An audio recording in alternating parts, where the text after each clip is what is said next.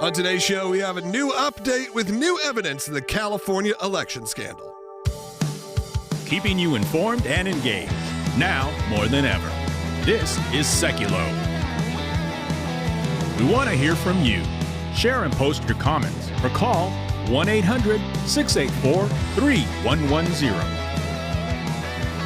And now your host, Logan Sekulow. All right, let's break down what this story was in case you didn't join us the day we covered it just a little bit ago, because now we have breaking information that takes this from bad to worse. This is coming out of the state of California, where the ACLJ got involved and said, hey, what is your procedure when it comes to people who are trying to vote illegally? And the answer essentially was, what procedure? But now there's even more. Will is joining us. Jordan will be with us in just a moment. We got Ric Grenell popping in a little bit later on the show, so it's going to be slammed. But Will, let's walk it back a little bit. Give him a brief version of this story, and then where we're at. That's right. So if you'll remember, we sent 2 state sunshine law, so the equivalent of a FOIA request, to California. One to the Secretary of State's office and one to the Department of Justice's office within the state of California. We told you already on the show that when we sent this to the Secretary of State, and we'll get into this more in the next segment, but the Secretary of State was like, hey, guess what? If we take someone off the voter rolls, we don't notate that it was because they were a non-citizen. But don't worry, it's a crime if someone were to register to vote under penalty of perjury and get on that list if they're a non-citizen.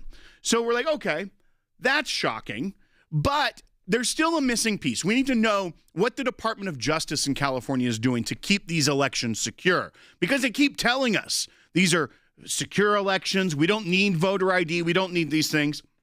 So we were waiting. They asked for an extension, and we got the response partially from the Attorney General's office at the Department of Justice in California. And here's what it says.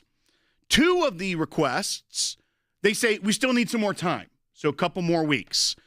But then all the records related to addressing policies for handling investigative referrals for illegal voting that we requested, this was their response. In response to Part 2 of your records request, after a reasonable search, including contacting knowledgeable individuals, DOJ has not identified any records containing or addressing policies that are specific to handling investigative referrals for illegal voting. This concludes the DOJ's response to Part 2.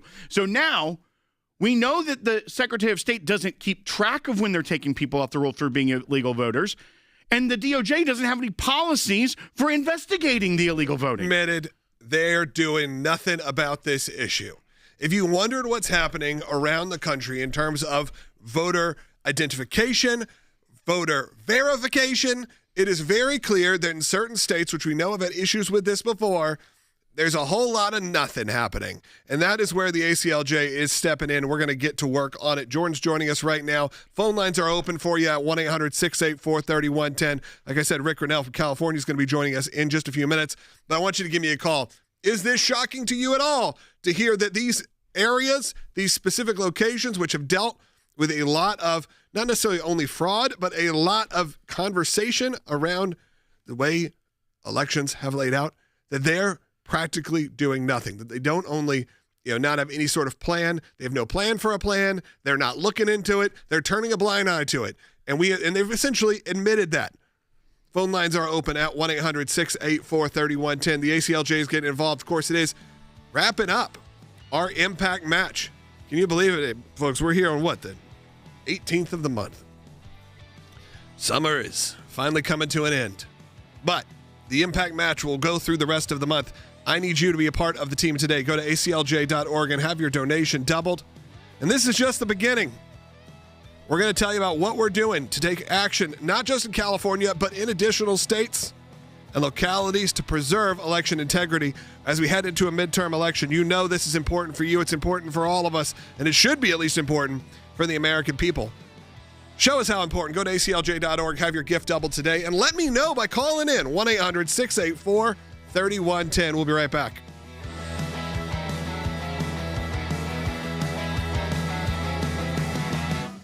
We did a little ACLJ digging and got some pretty Californian responses. This we sent to California, to the Secretary of State and the Attorney General on July 16th. And we asked for 4 things specifically, but one of them, did you find people that were on your voter rolls that were registered to vote that aren't citizens and shouldn't have been there, and therefore you took them off the voter rolls?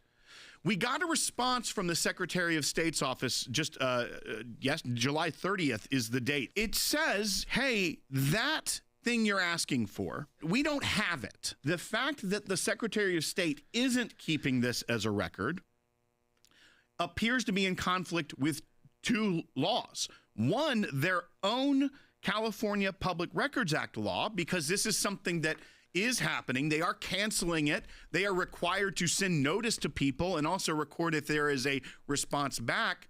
But if they aren't for one specific category, then they are violating even the maintaining of public records. That could be a violation here. But 2, the National Voter Registration Act, which requires states, this is U.S. Code, Title 52, U.S. Code 20507. It requires each state to retain for 2 years and make available for public inspection records concerning the implementation of programs and activities conducted to ensure the accuracy and currency of voter registration rolls. I.e., if you are doing something to clean up your rolls, you have to document it and keep those records for public inspection for up to 2 years. So they could be in violation of their own state law as well as federal law by not having these records if they exist. That's the concern here. That's why sometimes getting no response leads to more action than getting a record that shows, oh, we had, a bunch of people that weren't citizens and then we cleaned them up.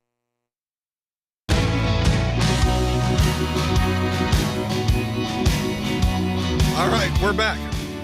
My voice cracked there because, I'm this emotional about this. Phone lines are open, 1-800-684-3110. Jordan's joining us in studio now. Of course, we were talking about the ACLJ's work here, and I think this is always important to point out when we are directly involved. You've heard some of these big stories. Yesterday, we're talking about the bounty for our soldiers that's happening in Iran. You're hearing about all this situation where the ACLJ can get involved in a diplomatic way. We can get involved in an international way. The European Center for Law and Justice. Absolutely. And the work we've done at the International Criminal Court. But that usually comes after the fact, though, when the war is over. Yeah, this, though, we're directly involved, and we're actually leading the charge here. That's right. And, Jordan, this is a state FOIA request, essentially. It's not called FOIA, but every state's got their own reason. A lot of them are called state sunshine laws that basically allows citizens. It shouldn't have to take attorneys and legal groups to do it, but because these governments, like the federal government, even under this administration, as we know, and the political appointees will tell you, you're going to go up against those bureaucrats. You're going to have to ask hard and usually take them to court to get any answers. Here, the first response from the Secretary of State's office is, we got nothing. We don't track anything about removing people from the list that has to do with being non-citizens, which is bizarre because federal law requires you to have the reasons. And so there's no way of knowing then why, if their list has removed people who should not have been voting at all, even in San Francisco, that allows legal non-citizens. So people who are here legally but aren't citizens to vote for the school board, they allow that, but there's who else is tracking? And they're saying you can't even check a box. Then you go to the AG's office and they're saying, we'll look through some cases and some actions for you, but as of right now, we've got no policy on this. Well, and remember, in a state that has probably got the most illegal immigrants in it, next to maybe Texas, which is, of course, cracked down a lot harder than the state of California. It's a big issue state. This should be something that's really top tier. And remember what happened in New Jersey that we just talked about, where they discovered that they accused a glitch of happening within the software that allowed people to register when they just got their driver's license through motor voter laws. We're fighting in Maryland right now to get records related to this because Maryland, some cities, like we're talking about in California, allow non-citizens to vote in municipal elections. So we're asking in Maryland, how do you keep those 2 roles separate? Or if someone moves to another city and says, I'm registered to vote, how do they not automatically get statewide? We're asking these questions. In California, here's what's so shocking to me is, one, we didn't even have to sue yet because in California, the Secretary of State just came back and said the quiet part out loud Yeah, I mean, by at least saying they're giving we us the don't info. track it. At So therefore, we have nothing to give you. But here's what I want to point out. Remember, they said they don't contain voter status reason for cancellation due to non-citizenship. That's what the Secretary of State told us. But then try to kind of assuage any concerns that we may have that this could lead to illegal voting by putting this. This is graphic 1. California law unambiguously provides that a person shall not be registered unless they are a United States citizen. California Elections Code 2100-2101. Voters register to vote through affidavits of registration when they must attest under penalty of perjury and by signature that they satisfy all eligibility requirements, including citizenship. So they're saying, look, we don't track it, but don't worry, it's illegal. So you don't have to be concerned about people illegally registering to vote because it's a crime. They'll get in trouble. Then you fast forward to what we just got from the Department of Justice. This is the entire reason our attorneys had to go to both places, because they say in response to Part 2, which Part 2 was the question where we asked for all records containing or addressing policies for handling investigative referrals for illegal voting, what their response was. In response to Part 2 of your records request, after a reasonable search, including contacting knowledgeable individuals, DOJ has not identified any records, meaning any documents, anything written down, any procedures, addressing policies that are specific to handling investigative referrals for illegal voting. This concludes DOJ's response to Part 2. So the Secretary of State saying they don't track it, but don't worry, it's illegal. So if there's a law being broken, the DOJ will handle it. The DOJ says, we don't have any policies related to investigating that. So, Jordan, are they telling us this isn't a priority? And then also, now what? Not only are they saying it's not a priority, I mean, they go on and say sometime around August 27th, we're going to give you some information about how the DOJ said it found some records that could be responsive, but they need more time to review them for redactions and exemptions. Even that could be. They're not even sure if the records they found are actually responsive to our request about whether or not, if anybody calls in and has a question. I imagine it's a worker. A lot of those are volunteers. It can be a small area in California. It could be a big precinct. And you go and vote, and someone's there. Then maybe their info doesn't show up, and there's questions about citizenship because the ID, and you don't have to have an ID there. And so usually you do a provisional ballot, right? So you'd call in then and they have rules. You'd call and say, okay, I let this person do a provisional ballot. And sometimes they can come back in and correct it. You can say, if you come back in, we correct it, and it doesn't have to be provisional anymore. Yeah.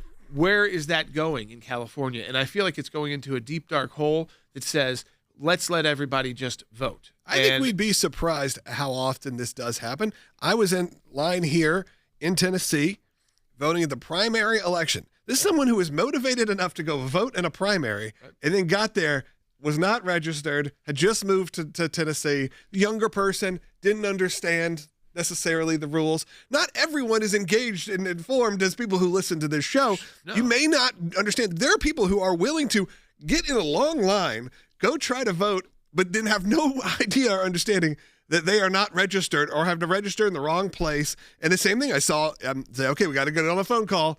They got to get on a phone call with the head of whatever the election committee that makes this decision. Like, I saw it all play out in real time, and it made me go, oh, this is crazy to me. That this is what happens, not a general election. This is a primary for governor here in Tennessee.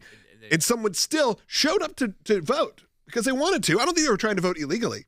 Right. They just were completely uninformed. Well, and know where to go, or if they were registered at the right location. Or they, and they were with somebody who maybe was like, "Let's go vote." And early voting even confuses that more, because when it's early voting, you can usually vote in any precinct anywhere in the state. So you could be someone who votes, let's say, in Memphis, but you're in Knoxville during early voting. You're able to go into Knoxville, which you would not be able to do on election day. Mm-hmm. And you'd have to go to your precinct in Memphis, but you could go early voting and show up at one in Knoxville, and they've got to handle you on the record system. So while, again, I think early voting can be good and bad, and I think there's rules around it that could make it better. The closer it is to the actual election day, the better, because we know you find out a lot about candidates right before elections. Yeah. And now what they do, if you notice with the attack ads, is the attack ads start running right before early voting begins now. So you start getting all of that, which doesn't always give time for the person who was attacked necessarily to get their response up before people are already voting. That's not good for our system either. Well, and I think what comes next, because this is ACLJ attorneys that are working very diligently on this, trying to get these records. One, we have to see what the DOJ says later in this month, and just about 10 days from now, we should get more records.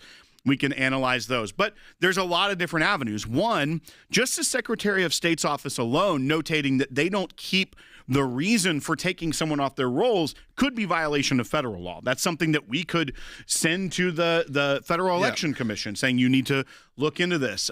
Congressional oversight. We have a lot of allies in Congress that we could get this information to as they look at strengthening our elections. But I think it's also, it goes to show there's a ballot measure on the ballot in California for voter ID that the very same Attorney General's office who right here is saying we have no policies for investigating illegal voting or people that are registered to vote illegally. He's the one who changed the language on the ballot provision to make it harder to pass by changing it from we are requiring ID to protect the elections to we are barring people from voting unless they show ID, even the negative inference there. So what we're looking at is moving forward, the different steps that can come. We are going to analyze what comes in later this month and be able to look forward at the next steps of how to keep going. That's right. And I want in the next segment for you to join us as well, as we're going to continue talking about the work of the ACLJ in a completely different manner. But again, it kind of ties itself in. You're not going to want to miss this. You'll see how the ACLJ is getting involved in a lot of different legal pursuits and people who are essentially were targeted for just being representation of President Trump, of the Trump administration, of conservatives. We'll get back to that in the next segment, but we'll still take calls on this, and phone lines are open. I want to hear from you at 1-800-684-3110.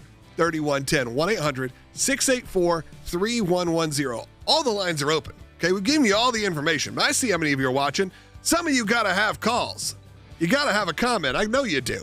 1-800-684-3110. Maybe you're one of those people who got in line. You're like, man, I got in line and I didn't know. Too busy at the Tame Impala show. Just what happens. 1-800-684-3110. Be on the air today.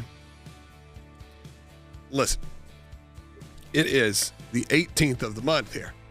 After this couple weeks, you're not going to have to hear about me talking about a match or a drive for quite some time. So I want you to be a part of it today. Go to aclj.org. Do you even realize the impact you make? Choosing freedom or oppression, justice or corruption, faith or godlessness, life or death. One factor can make the difference. And what is it? You. As an ACLJ supporter, you have great power. You make a tremendous impact. And this month, you can double that impact. Right now, your most sacred rights as an American, your freedom of speech, your freedom to pray and worship, even our free and fair election process are being threatened. Today, the president accused California of rigging their primary elections. Innocent unborn babies' lives are being ripped away, while courageous pro-life volunteers face harassment and arrest simply for offering desperate mothers another option. My wife and I right here. We will adopt that beautiful baby. Around the world, Christians are being targeted, abused, imprisoned, and even murdered for their beliefs. Your values are under attack. In courtrooms, in schools, on street corners, and even on Capitol Hill. For over 35 years, the ACLJ has been fighting to defend the Constitution, protect the integrity of our elections, and literally save lives. But we can't do any of it without the support of our ACLJ members and champions like you. And right now, as part of our ACLJ Impact Match, you can double your support. Go to aclj.org/impact and have your tax-deductible gift doubled. Dollar for dollar, doubling your impact to defend faith, freedom, and innocent life. Your impact is powerful, but the time is short. Go to aclj.org/impact and have your gift doubled today.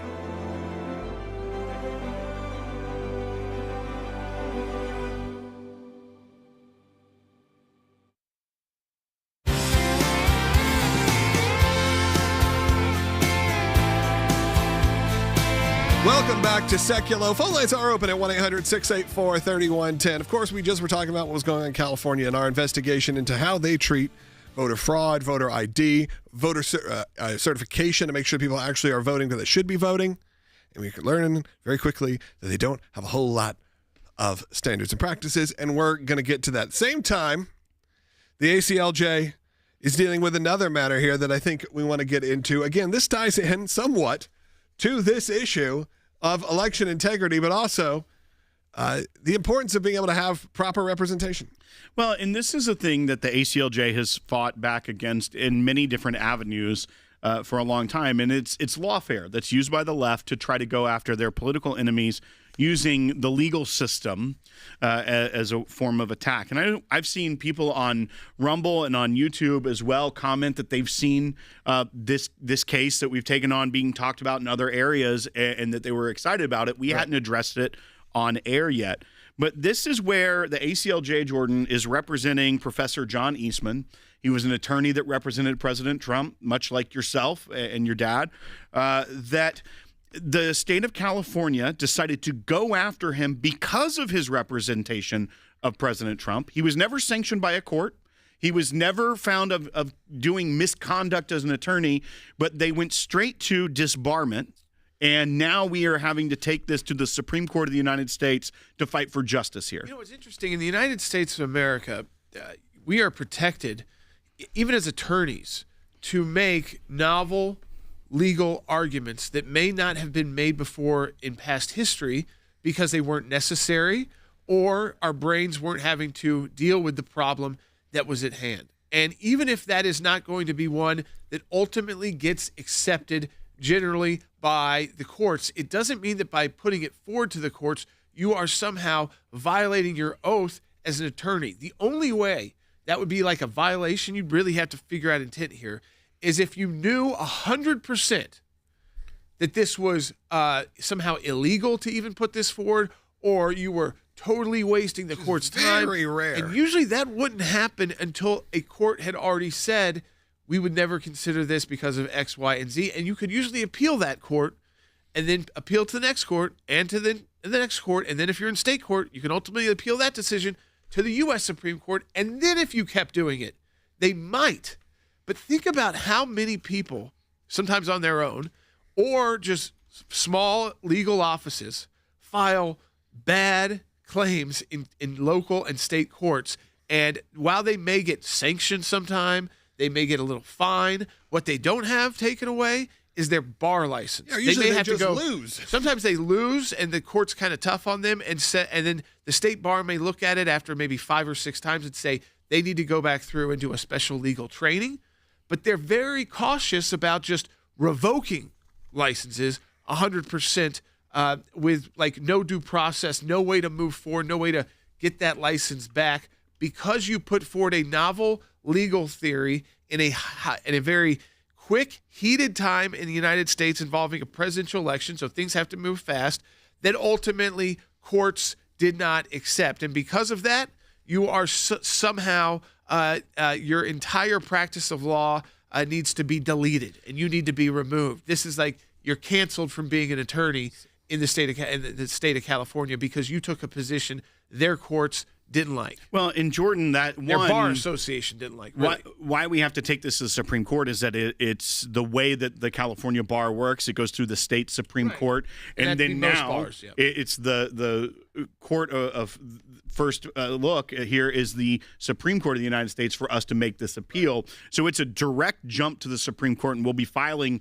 very early. But I wanted to bring up what you just said was so fascinating, because the lawfare here isn't just against Professor Eastman. No. And that's why sometimes we have to explain the why. inciting incident. But why we have to protect the attorneys here is because what their goal isn't just to get Professor Eastman disbarred. It's that conservatives won't have anyone to represent them. Right. I saw Ted Cruz put out a graphic yesterday about how the political donations of like the top 100 law firms in the country, not even one of them has more than 50% to a Republican. Right. That's fine. That's freedom of speech, freedom of association. Right. There's nothing inherently wrong with that. But if you make it toxic or you make it something to be ashamed of if you represent a conservative, then whenever the left wants to use lawfare against you, then you have no one to represent you. And that's one of the other key elements here, is trying to protect the right to an attorney for every American here, not just the president or future political politicians. It's when the left wants to use the courts as a weapon of political power, you have to have someone that can represent you, including ACLJ attorneys. Yes, I mean, you're right. The ultimate goal is to scare people away from cases that may be controversial or may be new. But you know what? If you look back in history, Logan and Will, if you look back in history, the cases that were novel, the cases that were new, starting with the powers of the federal government and the judiciary, the Marbury versus Madison, right, going to the civil rights movement and post-Civil War Reconstruction. If again, it was tough for those NAACP attorneys to go to court because of the death threats. But imagine if those courts and their bar associations just started disbarring them because they say, you know what? We don't. Our laws say that you don't get to vote, you don't get to have this representation, and so you're putting forward arguments that are illegal, direct conflict with our state law. You've lost 4 or 5 of these cases. We're going to disbar you, and instead, what they would do then is they'd imprison sometimes the attorneys, in contempt. That's just even worse to some extent. But I don't remember them having their licenses necessarily revoked. So has it gotten even worse than what was happening during the civil rights movement for conservatives? I mean, I don't think we're there yet, but that's the idea. The idea is to scare you away, and it's why those big law firms will donate to the Democrats. Is Republicans don't believe this. You could be far left attorney. We don't believe that you should be barred from being an attorney because you come up with novel legal theories, especially if you're coming out of the world of legal academia, which is what they're working on constantly. I mean, your job go is through to law defend, review articles. Your job is to defend a client. Yeah. It's not necessarily to even agree with your client. And you're coming up with any possible way to defend them. And usually you put up 3 or 4 different ways. If the court doesn't like this, also court needs to look at this. And if it doesn't like this, you should look at this. But he is in a situation where he was dealing with a hostile bar association, then a hostile state court system. And it will be interesting to see here in the Supreme Court. We're going to be filed in less than 2 weeks. I was about to say, we're about to head to break, but what is that next step? What do we do, and how can everyone get involved? Yes, we've got less than 2 weeks here. So we need people to go to ACLJ.org and get supported, because that will mean reply briefs coming. And again, a lot of work on this before you actually get to the decision about whether the court is going to take the case. Like, the ACLJ is involved in all these issues today, as we've been really highlighting a lot of the work that we're doing directly, and I wanted to make sure you know that, because we are, of course, well over halfway through our Impact Match, and I need you, as we head to a break, to donate today if you can at ACLJ.org. Look, we got a second half hour coming up, but all donations are matched. Some of you lose us here. Some of your local radio stations, they only carry a half hour. Well, we have a full hour show each and every day. Be a part of it. Streaming live 12 to 1 p.m. Eastern Time. That is Monday through Friday on YouTube, Rumble, Facebook. Of course, on ACLJ.org is probably the easiest way to just find all the places it's active. And wherever you get your podcast later on archived. But again, second half hour coming up. Rick Grenell's joining us, and I want to hear from you at 1-800-684-3110. But as we head to a very, very short break, less than a minute. So if you're going to join us online, hop over right now. Less than a minute. I want you to go to ACLJ.org, make your donation today, and have it doubled. We got to tackle these new challenges, and we can't do it without you. We'll be right back. The ACLJ's work at the UN Human Rights Council is extremely important. The Human Rights Council is the entity within the United Nations body that is responsible for promoting and protecting all human rights. As the UN is currently the international stage to address these issues, we want to make sure we are there speaking up for the victims of religious persecution who are often dismissed and overlooked. Ministry of Presence is actually a very effective tool when fighting for justice. Through our European Center for Law and Justice, which is an NGO, we participate in each session, drafting written submissions and delivering oral interventions covering the most egregious human rights and religious liberty violations. We are committed to defending religious liberty and human rights worldwide, and we will continue to be actively engaged at the UN Human Rights Council and with its subsidiaries every chance we get. Visit aclj.org for more information. Keeping you informed and engaged, now more than ever. This is Sekulow. And now your host, Logan Sekulow. Welcome to the second half hour of Sekulow. It's Tuesday, August 18th. This is Logan Sekulow, Jordan Sekulow in studio, Will Haynes in studio, Ric Grenell joining us in the next segment, and I want to hear from you at 1-800-684-3110. We're talking about a couple different topics, all focused on really what's going on in the state of California, and a lot of it to do with voter situations there, voter verification there, as well as our representation currently of a lawyer who is just, as Jordan said, coming up with novel theories, trying to come up with a way to defend his client, pretty high-profile client, and with that, found himself disbarred, and the ACLJ team is jumping in on that. And there's actually a way for you to get directly involved. I didn't say this in the last segment, but I need to make sure of it. Of course, you can donate to support the work of the ACLJ. We're in that impact match. But right now, also at ACLJ.org, there is a petition up. I need to pull up the text of this petition. Will, you got it? That's right. Yeah. So if you go to ACLJ.org/petitions, there's several that you can look at. The pastor saw one we talked about yesterday. But this title is "Stop the Left from Disbarring Conservative Lawyers." And we have 24,583 signatures as of right now. That ain't enough. Come on. And our goal on this one is 50,000. So if you can go to ACLJ.org/petitions, it has a picture of John Eastman as well as the Supreme Court, and you can click that and sign that to support. Yep. I want to take this call. Let's go to Dale in California. He's in California, and he's got a lot to say. Go ahead, Dale. Hi. Good day. Hey, Dale, you're on the air. I don't understand. Can you hear me? Yep. Go ahead. So, I don't know where you guys have been for the last 34 years, but California is going toward the communist direction for a long time. When they voted for the drugs, the marijuana to be legal, then it opened up more people to be homeless because they're taking drugs. So this stuff about election laws and stuff like that, that just proves they don't really care. As long as they stay in power, they're fine with that. Yeah, Dale, it's all political. It's all political. We know this. We're actually going to have Ric Grenell joining us in the next segment. There's probably nobody better who can comment on the current state of California elections, California laws, California politics than Rick. Well, and one thing I'd say also, Dale, is that yes, but that doesn't mean that you don't push back. Yeah. It doesn't mean that you don't uncover this truth. And also, in this case here, there are things like violations of federal election law, things that Congress has put in place to govern the way that the states run the elections. And if their Department of Justice and their Secretary of State are in violation of that, the federal government can step in and correct that. So just because they've been going that way a long time, we've been watching it, we've been talking about it as well on this broadcast, but just because it's going that way doesn't mean you just give up and you walk away. You actually fight harder. Now, you think about someone like Eastman, too. I mean, he was a Supreme Court clerk for Justice Thomas. He was a circuit court clerk, a law professor. He's been a candidate for Attorney General of California before. Not afraid to get into the political process. But this is someone, again, who made his way, attending University of Chicago Law School, which is one of the top law schools in the country. It's usually in the top 5 every year.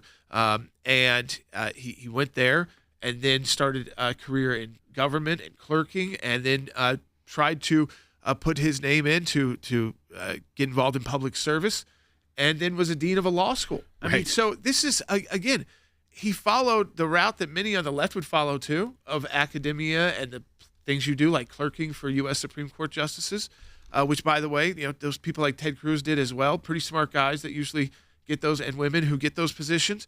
It doesn't mean you're going to agree with all of their legal decisions, that they all agree with each other. But the idea was that justice said, this is a really smart person. When I'm going to need help on research and putting together my opinion, I want their assistance. And but what do we know? Well, we know that the left can't stand Clarence Thomas and anybody associated with him. It's like, so let's go through. If we can get rid of another Clarence Thomas clerk, take them out of the legal system, let's do it. And that's what California's tried to do here. It is wrong, and it is why the ACLJ is dedicated to righting this wrong. Because there are other states, Will, that we know are watching this, that say, if California can do this, hey, we can get rid of some of these conservative attorneys too. So don't just think you're safe as a conservative attorney because you're not living in California. Yeah, this is just the beginning. We're jumping into action in many states and different localities to preserve election integrity, to deal with situations like this with our lawyers. Be a part of it today. Go to ACLJ.org. We'll be right back with Ric Grenell. This is from NBC News last night during the election coverage, because Steve Kornacki, who's kind of the data guy on NBC News. I know many of you probably don't watch the election coverage on NBC News, but he's well known. He's got a good personality for it. But here's one of the reporters who was looking at the data, and they happen to have 5 missing USB sticks from Milwaukee that had the wrong data on. It was just human error. But let's play this because it definitely opens up the door for people to be like, wait a second, again in the Midwest? 5 of the USB sticks were missing results from the election, so then they have to go try to re-grab them.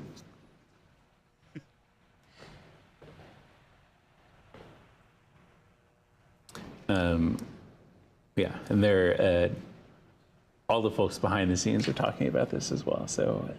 So in this race that wasn't supposed to be close, that all of a sudden is super close, now are you going to have people in the DSA that are saying, this election is stolen? Like, the irony is there. You can tell Steve Kornacki is like on the cusp of wanting to ask the question. A press event this is from the Democrat Socialists of Wisconsin. Yes. They addressed it. Let's hear what they had to say by date. It's a human error. These things can happen. So basically what we need to do is go back to the operations center and we're going to download out of those 5 machines the results and make sure that's not the audit log. So we have the reports printed from the first download. We're going to reprint. If this human error had happened, then and it was the 25 points blowout that they were predicting in the polls, no one would be questioning it. You never want to see this happen, even if it's a candidate you don't like, who maybe is the one that's on the receiving end of this, controversy, because it again uproots the foundation of our election integrity.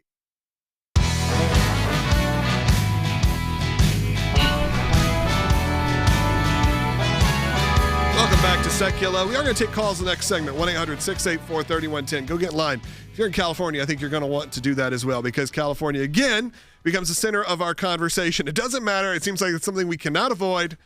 Of course, a big state, a lot of issues going on there, and no one is better to comment on that than Ric Grenell. But, Will, let's set up a little bit of what we're going to talk to Rick about, because if we're just going to say generically California politics, voter situation, all that, it's just we don't got the time. That's right. Well, Rick, we had you on previously, and we talked about how our state FOIA request got back from the Secretary of State that, hey, don't worry, it's illegal if someone registers to vote here and they're not a citizen, but we don't really track that. Like, when we take someone off the rolls, there's no category. Well, I'm happy to announce and tell you, Rick, that we now have our response from the Attorney General's office at the Department of Justice, from AG Bonta.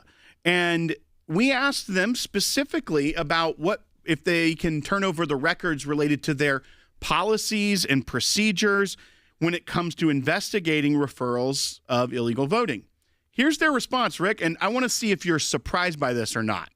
It says, in response to Part 2 of your records request, after a reasonable search, including contacting knowledgeable individuals, DOJ has not identified any records containing or addressing policies that are specific to handling investigative referrals for illegal voting. This concludes DOJ's response to Part 2. So the Secretary of State's not tracking it, and the Attorney General has no policies to investigate it. Is this par for the course in California? Surprised at all? Look, they pick and choose which laws to enforce, which laws to follow. This whole idea of a sanctuary city really is at the heart of the AG's office, because he decides, you know what, if it's not really something that I don't think is a crime, then I just am not going to enforce the law or worry about it. And so I'm not surprised that AG Bonta, who is someone who was handpicked by Gavin Newsom to be put in his job when that job became vacant, he is a total fraud and a phony. And I actually think that there is one race in California that is winnable because Bonta is so bad and he's such a crook. And there are so many situations that he's gotten himself into.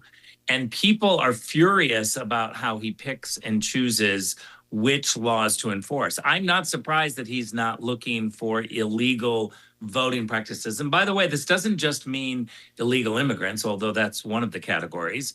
It also means that individuals who have lived in California and then moved away, maybe to Nevada or Texas or Florida, are suddenly getting ballots in the mail, which is illegal to forward a ballot, but they do. And they're voting in a state that they no longer live in. It's called a residency violation. And this happens all the time. And Rob Bonta, has no interest in enforcing the law because he thinks that it's good to have a whole messy voter roll and then everybody on that messy voter roll getting a ballot and being able to vote. Well, here's where it actually does give me some hope for California. I know that you have a lot of hope for your state. There's a reason that you are proudly still Californian and that you fight for California.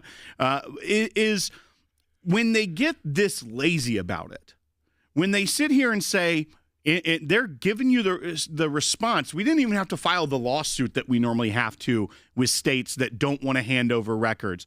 The Secretary of State was very forthcoming, said, yeah, we don't track it, so you're good to go, nothing to see here. The Attorney General's office says, you've got some records coming. We identified some of the other questions that you asked, and we'll give those to you in a couple weeks. But as for this part, no, we don't have any policies on that. That's where I think you do have an opportunity to show people, say, look, your leaders who are lying to you saying elections are secure, we don't need voter ID, we don't need the SAVE Act. That's just Republicans wanting to disenfranchise people or cheat.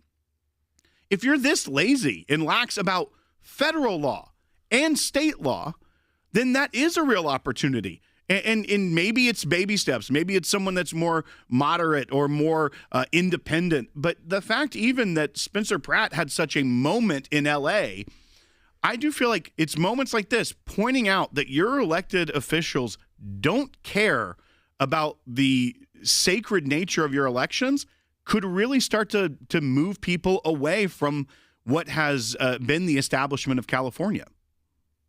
Look, in California, there's this phenomenon that, we forget about all of the problems and individuals who create these problems.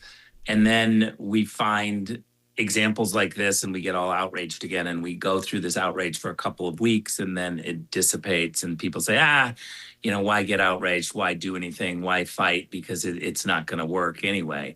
I actually have the opposite view, which is this is a target-rich environment. I'm not giving up. I'm going to continue hitting these targets. We've got this example. We've now got Gavin Newsom's cabinet deciding that we need government tires on our cars. That's the latest, is that our tires aren't good enough. It's not the roads that are a disaster, it's the tires.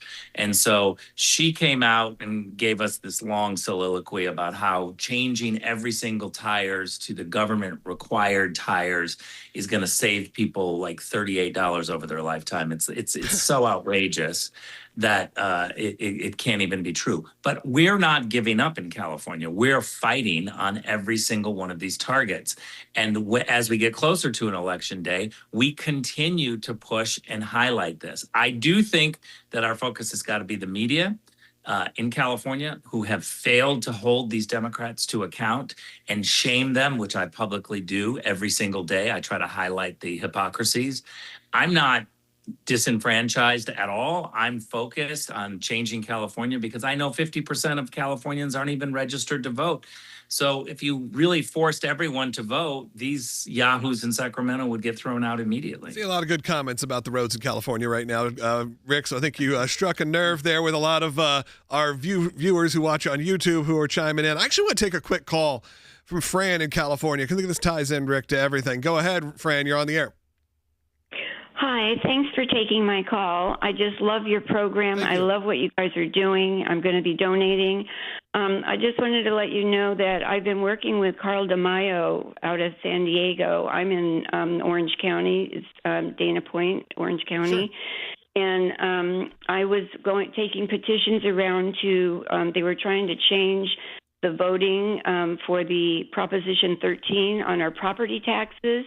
And then I was also doing the other one for to get a voter ID for everybody that goes to vote.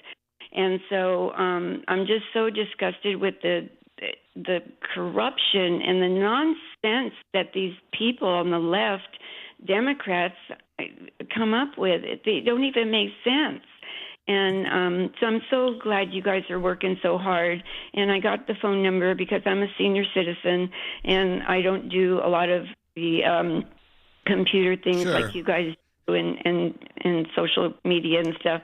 So I'm going to be calling in for my donation. Thank you, Fran. Keep up the good work and just keep fighting. It's really hard, I know, but we've got to win this. It's a matter of life and death for California and for the United States. Fran, I think you represent a lot of what's going on in California, Rick. I can see you shaking your head. These are the kind of people that we're talking to.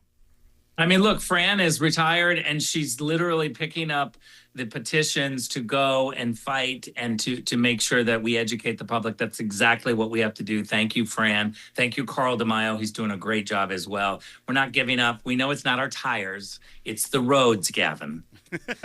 Well, and even to that point, you talked about Carl DeMaio. That was the voter ID petition. He was really spearheading that will be on the ballot. What did the Attorney General Bonta do? Change the language to make it a real negative thing, making people think they're going to not be able to vote if you are a voter in California, instead of saying it's stopping people from voting illegally. So he doesn't want to investigate illegal voting, and he doesn't want to protect the elections from illegal voting. It sounds like he may have a bias here, Rick. This is why I am so encouraged, because the clowns in Sacramento make mistakes every single day. It's so bad that as soon as we get the low information voter to just pay attention a little bit, we're converting people all of the time. And their little day in the sun is going to be over. I don't know when, maybe this November, maybe the next November, but it is going to be over because as common sense people find out what's going on, they're outraged. And you can't spend enough money to convince people that it's the tires that are our problem, not the roads. Rick, thank you so much for joining us. Look, we got another segment. I want to hear from you. If you're in California or not in California, give me a call.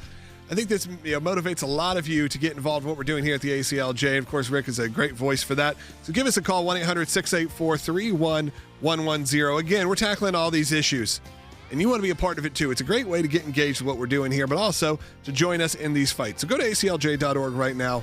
Again, we're taking a lot of action, not just in California, but around the country. We'll be back in just a moment with your calls and comments on Sekulow.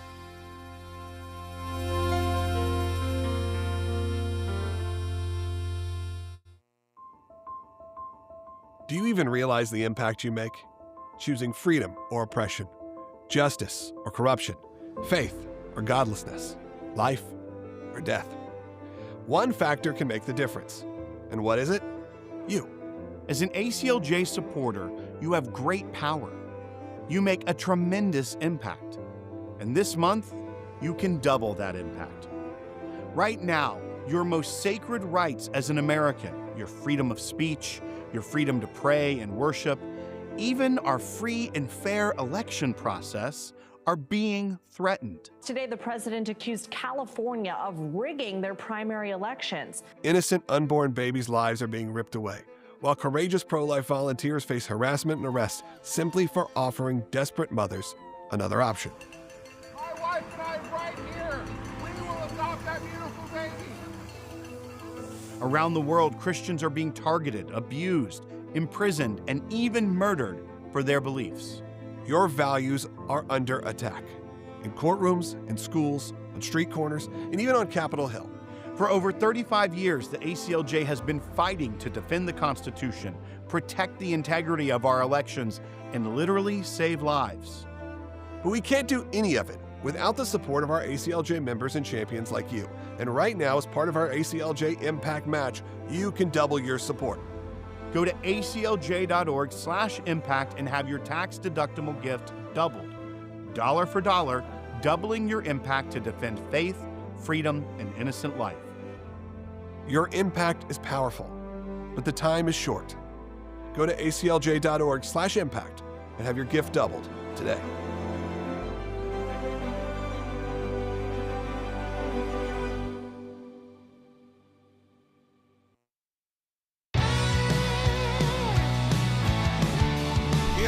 have ever struck quite a nerve than when Ric Grenell brought up California roads and the issues currently that are being presented, because I see the comments exploding. I also heard him say, the clowns. So what I'm going to say, something I haven't said in a long time. Send in those clowns. Let's see it. Come on, light up that chat. Let's do it today. Give me a call, though, 1-800-684-3110. But speaking of the tires, look, I think we've opened up a door for people to vent. And you know what? Our Rumble ranters, they're ready to rant here. Let's go to, you got something for me? Well, I was going to say, we had that as a backup story today. Didn't know if we would get to it, but it's in our packet from the LA Times. Your car may not be fuel efficient, but your tires have to be now because of all the regulations that got overturned by the federal government, with California also pushing, only EVs by a certain year, and that really messing up the commerce of the United States. A lot of the issues they weren't fully able to do through regulations in their state. But so now, yes, they're trying to say your tires have to be a certain fuel efficiency rating, and that's the problem here. But it's absurd. All right, let's go to Kimberly in California. Kimberly on Rumble, you're on the air.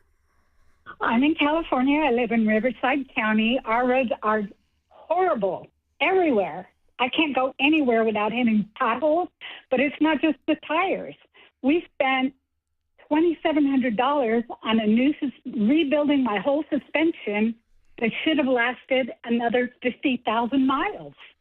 Yeah, I mean, California obviously having its issues here. I mean, I knew the traffic was bad, but the comments coming in are wild of how many people that are complaining about where their tax dollars are really being spent. I was about to say, it's probably just because it's such a low tax state, California, that they don't have enough tax dollars to pay for the roads, but they can tell you to do this, get new tires. And Kimberly, obviously, I'm joking because of the absurdity of the tax rates.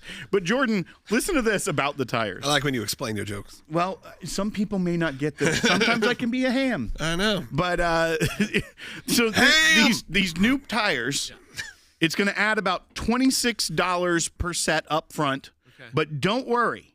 Over the life of the car, or the life of the tires, rather, you're going to save about $150. So this is really important government work right here.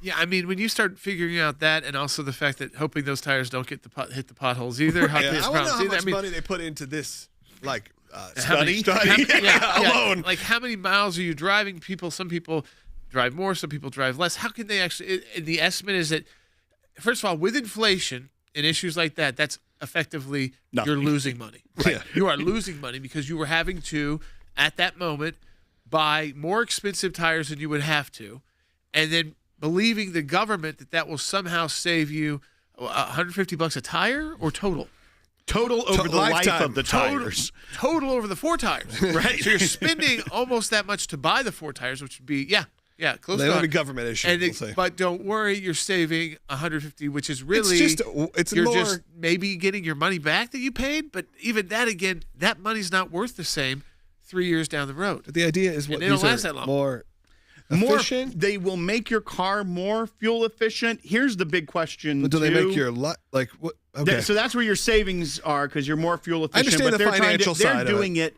for the environment. Yeah, they're saying it's lowering emissions because you're more efficient. But my big question is, who's producing these tires, and wouldn't we all want them if it made our cars, if it made us our gas last longer? I know someone who just had to replace a tire. I have to say, there's too many options. Well, here's my prediction about these tires. And they always are going to be like, well, you can go for the cheaper tire. An SUV or a truck, like a guy who's got to go into a work site is going to be able to buy the same tire price as the one who is staying on highways most of the time. There's no way. The guy I bought the tire from, he's like, look, I can go with the less tires, but your kids aren't going to be safe. Well, see, that's a good one. Thank you. But I would say, here's my prediction for these tires. Keep those in stock. They're going to be more susceptible to hitting a pothole and popping. Because whenever the government gets involved, it mandates that you have to buy this certain thing. It always ends up being worse. Let's try to get William cleared quickly, because I want to take his call. Yeah, but like your tire goes bad, and now you're going to have to sue the state of California because you think they made a faulty tire. Good luck. I mean, it's a lot easier handling that within the private sector. Yeah, I want to because take they generally want to take care of their customers and provide you a product that doesn't cause them to have to get a lawsuit from you. William in California. William, I'm not fully sure I understand your comment, but I'm very intrigued. Go ahead. Well, I sat in on the Zoom call yesterday with the state of California in regard to the tire proposals that are before us as citizens, and I was appalled by the outcome of the meeting. It was clearly obvious that the decision had already been made, and this was a pro forma. We're going to tell you what you're going to do and what you're going to pay. There was no discussion of the regulations that would be imposed upon the citizens, what it's going to cost. I can recall when they started the smog tests here in California, they were $8 to $12. I paid $160 for one smog test last year. What is this going to call? They're talking about putting in regulations in place to inspect your tires. What is that going to cost? Well, once again, it's going to end up costing the entire state more because of all the programs they're going to have to fund through your tax dollars. Imagine on like the border of Nevada, are you going to start seeing tire shops pop up to get California non-compliant tires? Like a fireworks store. Yeah. Exactly. But then William's saying that's why they're going to have these stations to check and make sure your California registered car has the right tires. It's so absurd. There's so many different kinds of tires necessary for all the different vehicles that are available. There's no way they're all just going to be this one price. Yeah, no, yeah.